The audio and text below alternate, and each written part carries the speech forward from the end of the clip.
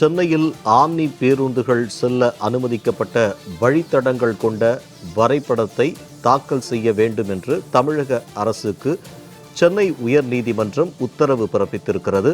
அண்மை செய்தி. சென்னையில் ஆம்னி பேருந்துகள் செல்ல அனுமதிக்கப்பட்ட வழித்தடங்கள் கொண்ட வரைபடத்தை தாக்கல் செய்ய வேண்டும் என்று தமிழக அரசுக்கு சென்னை உயர்நீதிமன்றம் உத்தரவு பிறப்பித்திருக்கிறது. அண்மை செய்தியாக பார்த்து வருகிறோம். கூடுதல் விவரங்களை செய்தியாளர் மகேஸ்வரி வழங்க கேட்கலாம். மகேஸ்வரி, விவரங்களை பதிவு செய்யலாம்.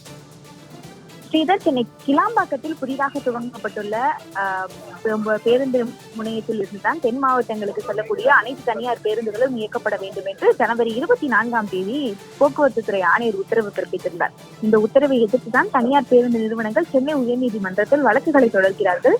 இந்த வழக்கானது நீதியரசர் RN மஞ்சுளா அவர்கள் முன்னிலையில் இன்றைய தினம் மீண்டும் விசாரணைக்கும் எடுத்துக் கொள்ளப்படுகிறது.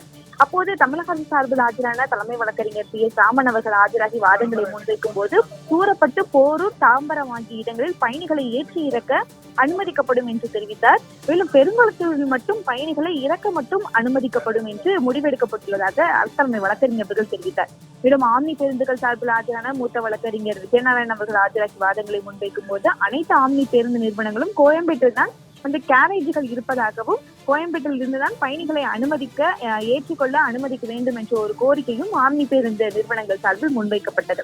மேலும் தனியார் ஆம்னி பேருந்துகள் நகருக்குள் பயணிகளை ஏற்றிக்கொள்ள அனுமதிக்கக்கூடிய இடங்களில் அரசு விரைவு போக்குவரத்து கழக பேருந்துகளும் அனுமதி வழங்க வேண்டும் என கோரி விரைவு போக்குவரத்து கழகத்தினுடைய சார்பில் கூடுதல் தலைமை வழக்கறிஞர் ரவீந்திரன் அவர்களும் கேட்டுக்கொண்டார். இதையடுத்து சென்னையில் அனைத்து இடங்களிலும் பயணிகளை ஏற்றி இறக்க அனுமதித்தால் கிளாம்பாக்கம் செல்லும் முன்பே பேருந்துகள் நிரம்பிவிடும் எனவும், கிளாம்பாக்கம் பேருந்து நிலையம் கொண்டு வந்ததனுடைய நோக்கம் என்பது வீணாகிவிடும் என்று நீதியரசர் அவர்கள் தெரிவித்தார்கள். மேலும் மாற்று வழித்தடங்களும் அடையாளம் கண்டு வரைபடம் தாக்கல் செய்ய வேண்டும் என்று தற்போது தமிழக அரசுக்கு நீதியரசர் RN மஞ்சுளா அவர்கள் உத்தரவு ஒன்றை பிறப்பித்துள்ளார்கள். மேலும் இந்த வழக்கு விசாரணையை பிப்ரவரி 9ஆம் தேதிக்கு தற்போது தள்ளி வைத்துள்ளார்கள். ஸ்ரீதர், தகவலுக்கு நன்றி மகேஸ்வரி.